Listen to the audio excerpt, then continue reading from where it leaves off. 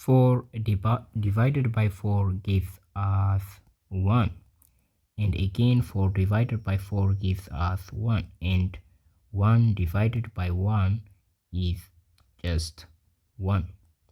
But this answer is not correct, because according to the order of operation, if we have similar operation like in this division, for similar divisions, we have to do the operation left to right, right? So we are going to start from 4 divided by 4, and we are going to simply continue with the operation like that.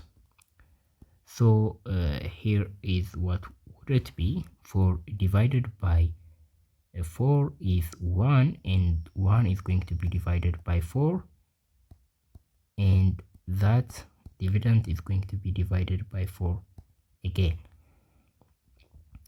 So here we have 1 divided by 4, which is 1 over 4, and this is going to be divided by 4 once again, right? So 1 divided by 4 is 1 over 4, and that is going to be divided by 4 again. But this looks scary, right?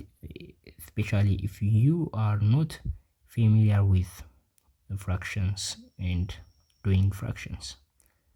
But I am going to show you a method to solve this in just 2 seconds.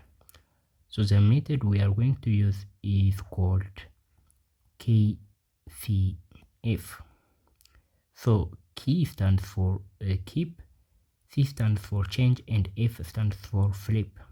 So what we essentially do is we are going to keep the first thing as it is, the 1 over 4, and we are going to change the second thing, which is C, which is what C stands for.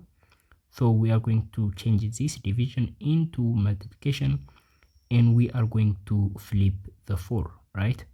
So what we are going to do is we are going to keep the first thing and flip, I mean change the division into multiplication, and then we are going to flip 4, right? So instead of 4, we are going to write 1 over 4, and we simply are going to multiply the top number and the bottom number to get the answer. So 1 times 1 is 1, and 4 times 4 is 60.